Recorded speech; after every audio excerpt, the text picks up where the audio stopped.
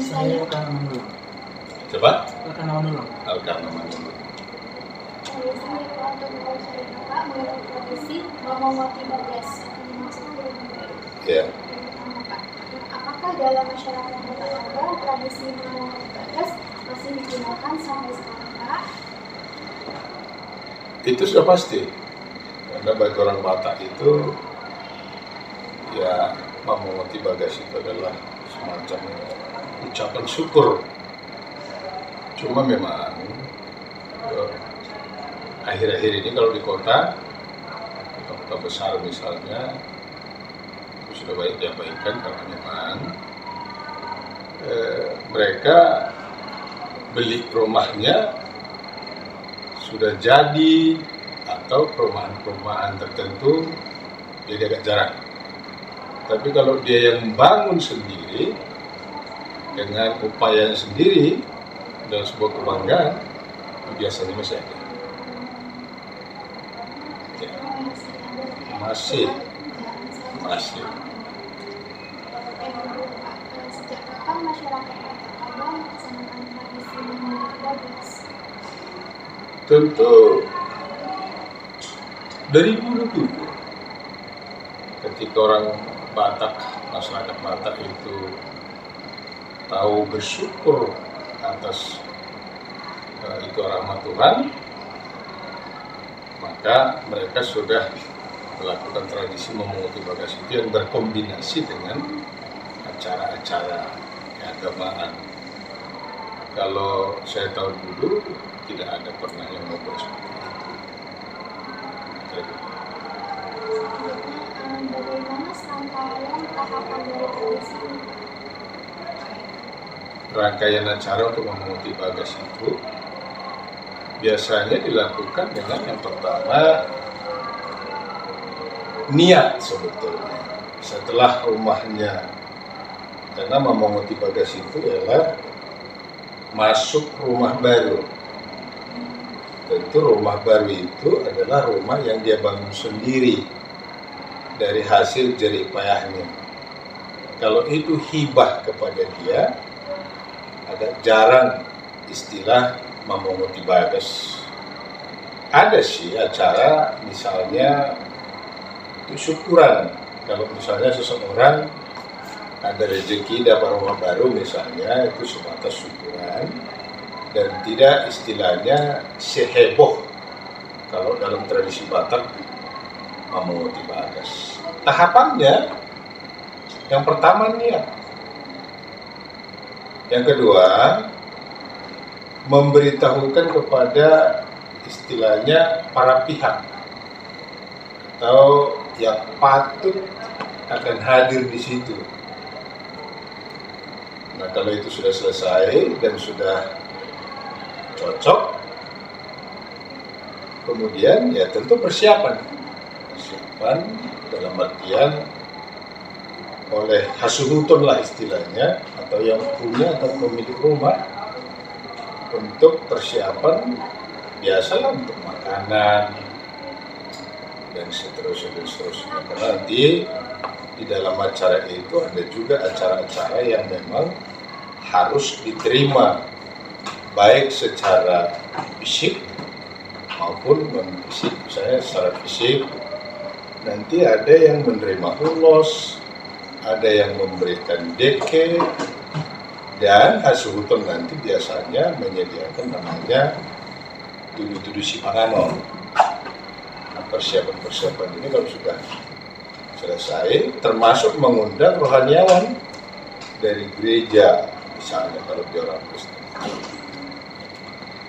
Setelah itu, tahapan berikutnya, setelah sudah tiba kepada waktu yang sudah ditentukan, persiapannya biasanya ya pemberian kunci, dibuka oleh biasanya itu rohaniawan. Ada juga yang memang membuka itu yang dia anggap paling dihormatinya, misalnya orang tuanya atau mertuanya atau bersama mereka. Setelah masuk ke rumah, biasanya cara yang pertama itu ya kebaktian, acara ibadah, kemudian nanti dilanjutkan dengan prosesi adat. Dan khusus kepada Mamawati Bagas ini, bagi orang Batak itu waktu itu sangat penting dan sangat menentukan dan sangat berarti. Orang Batak Kristen yang akan memunguti Bagas itu, mereka akan memilih waktu yang pas, yaitu pukul 10 acaranya. Ya, biasanya dimulai dengan pukul 9 dan itulah ibadah. Kenapa pukul 10? Karena bagi orang Batak itu pada waktu itulah menurut mereka itu takok-takoknya matahari. Kalau di Indonesia kan momen saatnya matahari itu menanjak naik. Kenapa begitu? Dan kenapa waktu yang seperti itu takok-takoknya matahari? Karena bagi orang Batak itu adalah doa supaya naik berkat kepada pemilik rumah, meningkat sukacita, dan disitulah segarnya suasananya ketika takok-takok matahari. Nah, tahapan berikutnya setelah ibadah masuklah ke acara adat. Bagi orang Batak itu, kalau mau kita runut acaranya, ya yang pertama tentu marhuhuasi namanya, Masuhuton. Artinya marhuhuasi adalah menyampaikan niat acara apa yang akan dilakukan ini kepada seluruh khayalak ramai yang sudah diundang. Tadi saya sebutkan yang diundang itu ialah tentu dongat tubuhnya, kemudian yang pasti hula-hulanya. Hula-hula itu ialah pihak marga dari istrinya. Kemudian tulangnya dan rombongan tulangnya itu, tulangnya ialah pihak marga dari mamanya. Seperti saya misalnya marga Silalahi, mama saya Boru Simbolon, maka tulang saya marga Simbolon semua. Istri saya Boru Marpaung, maka hula-hula saya Marpaung dan rombongan.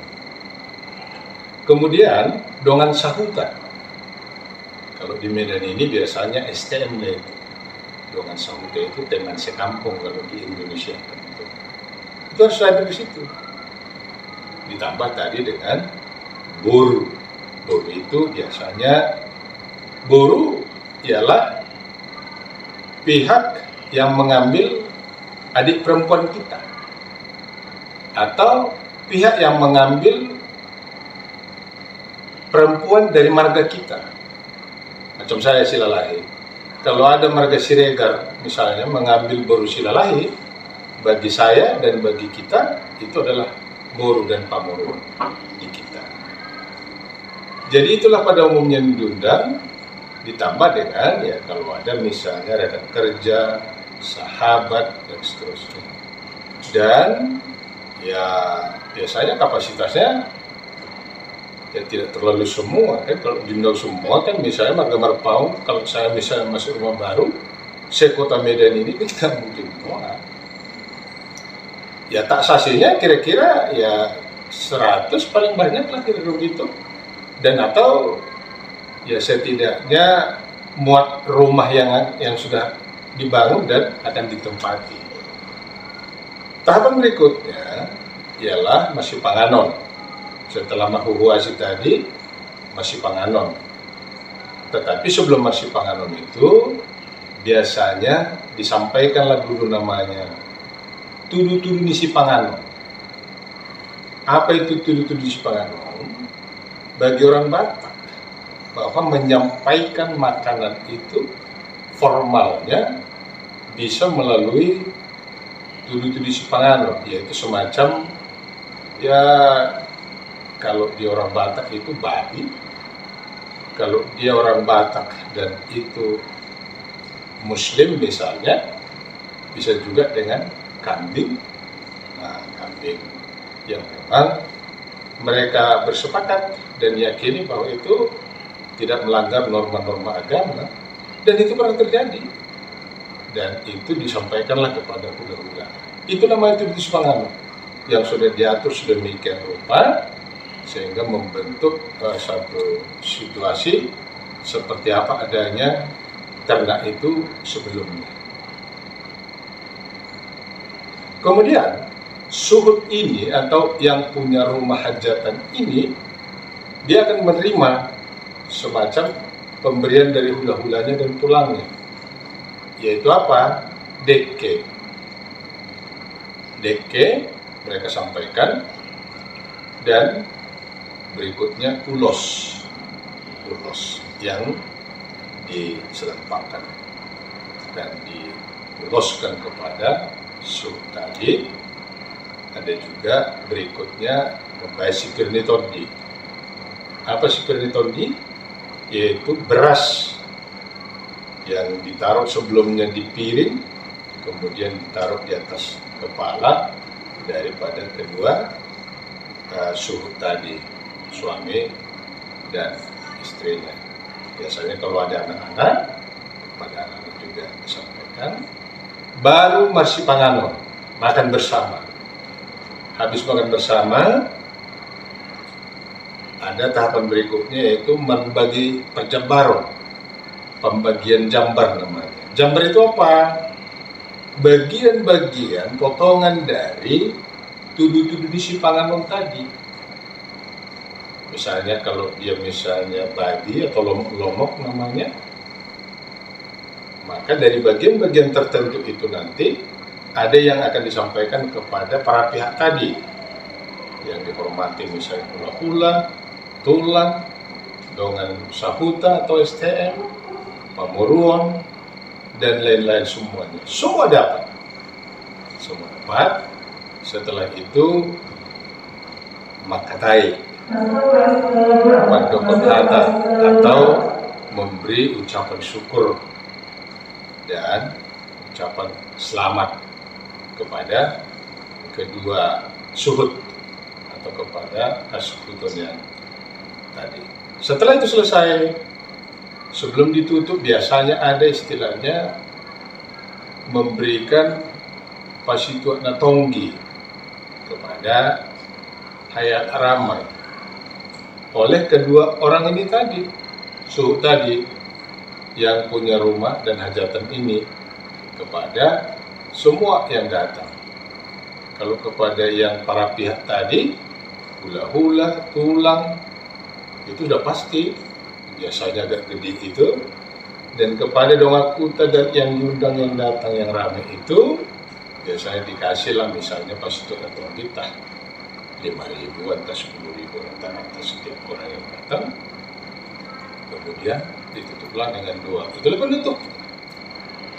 Ada satu hal yang memang masih dipegang, kalaupun saya marhata atau sebagai pasinagu, ya cara-cara seperti itu tetap saya ikuti itu dan saya ajarkan.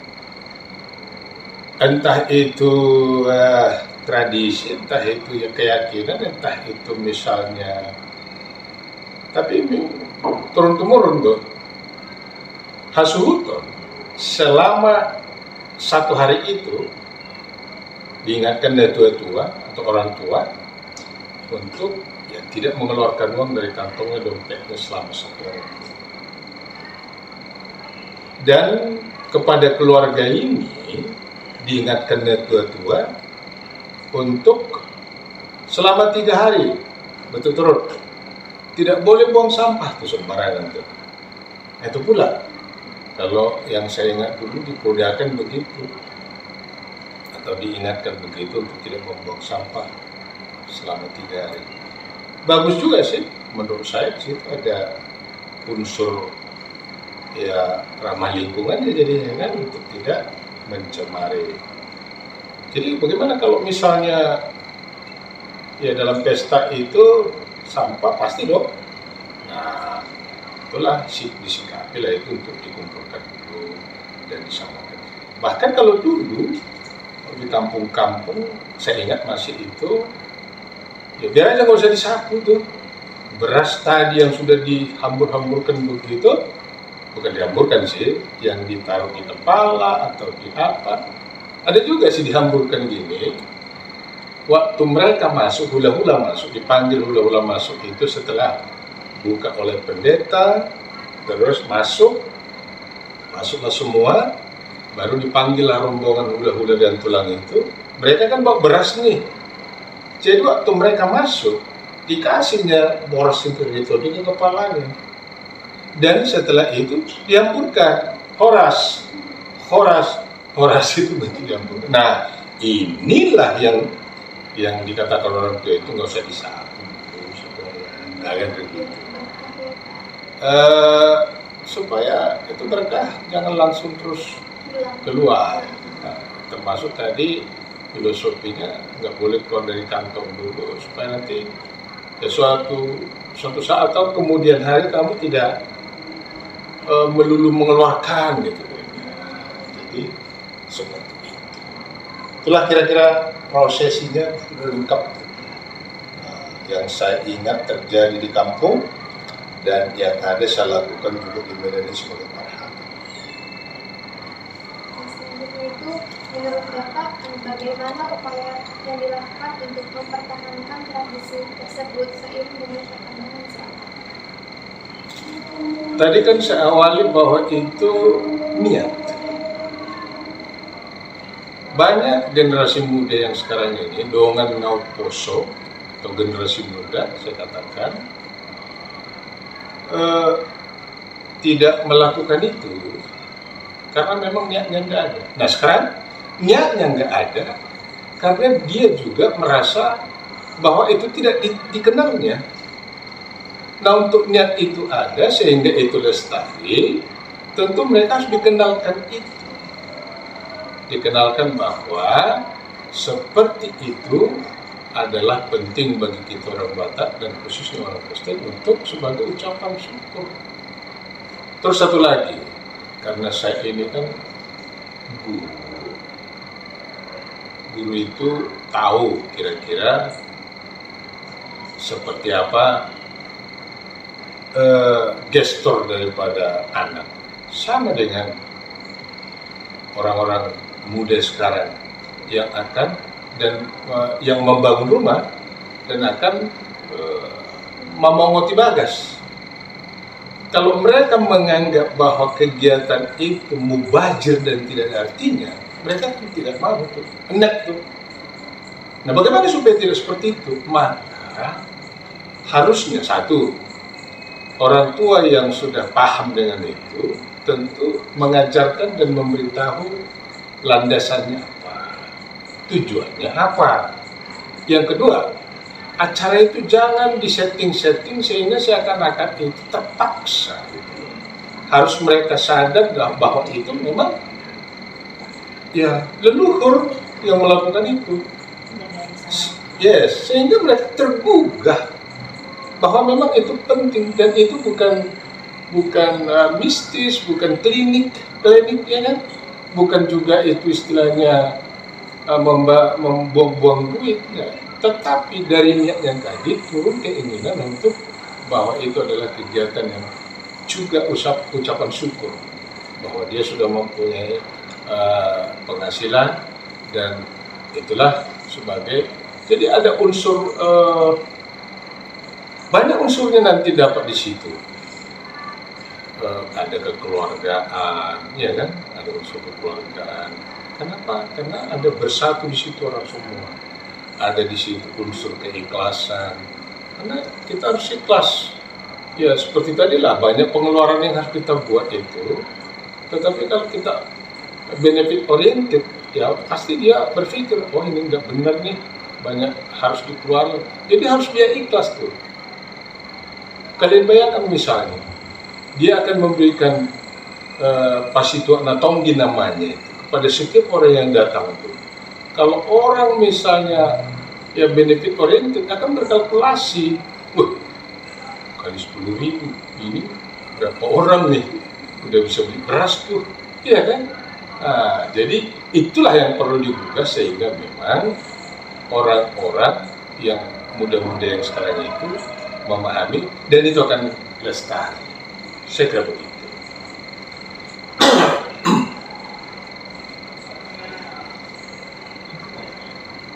Ada lagi? Berkaitan dengan mengundang orang yang datang, kebetulan tahun 2001 kan keluarga saya juga bangun rumah di kampung. Di kampung mana itu? Pekanbaru. Oh, Pekanbaru. Kamu di Pekanbaru? Iya. Jadi pada saat itu saya lihat orang tua saya mengundang para tukang atau para pekerja yang bangun rumah saya itu.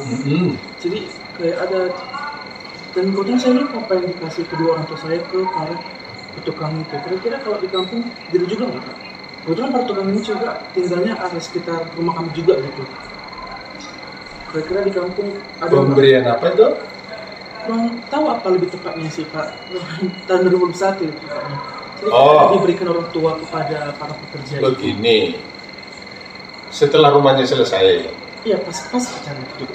Oh, pas acara itu. Iya. Oh, begini. Bagi orang Batak, bahwa siapapun yang membantu kita adalah saudara, dan itu adalah tangan Tuhan untuk membantu saya, walaupun saya sudah ada agreement untuk membayar itu. Tetapi bagi kita, bahwa siapapun yang membantu kita, saudara-saudara kita itu. Apalagi selama dalam proses pertukaran itu ada unsur kekeluargaan yang terbangun, kompak selalu. Macam saya lah misalnya, selama saya membangun kemarin di Pasar Sepuduk itu, tukang saya itu baik sekali. Ya memang kita pun berupaya untuk bagaimana mereka happy kan. Baik. Jadi mereka kadang-kadang tidak memikirkan time. Mereka tidak keluar pukul 6, tidak seperti itu. Tergantung bagaimana mereka harus berpikir bahwa ini harus selesai begini dan ini tidak boleh begini misalnya. Andai kan misalnya udah mau, kadang-kadang mereka sampai maghrib tuh, ya kan? Udah kita ingatkan, nggak leh, ini harus nggak boleh gantung. Jadi ada nuansa di situ bahwa mereka self belongingnya ada. Nah, kebanggaan itu yang membuat keluarga yang punya rumah itu bahwa ini orang yang luar biasa yang mau membantu. Sehingga di akhir acara, selain pemberian pelunasan misalnya, memang sebetulnya bagi orang Batak itu menganut rasa terima kasih. Jadi rasa terima kasih orang Batak itu kepada tukang napa ulihun bagasna, ini itu namanya pauli bagas, itu perlu dikasih semacam ucapan syukur. Adalah acara namanya paulat tukang. Paulat tukang itu maksudnya adalah ritual kepada tukang dan kepala tukangnya sebagai pemborong itu untuk memberikan semacam, ya sebutlah souvenir atau apalah yang memang membuat dia happy dan sukacita, karena memang kita sudah dibantu. Karena dahulu kala, menurut cerita-cerita terdahulu, dan memang waktu saya masih kecil juga, bahwa membangun rumah itu adalah gotong royong. Jadi karena gotong royong, maka tentu di akhir daripada pekerjaan mereka kan mereka ucapan syukur. Nah, belakangan ini itu kan sudah diupahkan, diborongkan dan seterusnya. Nah, tradisinya itulah yang selalu terikat sama orang Batak itu untuk selalu melestarikan acara paulat tukang ini.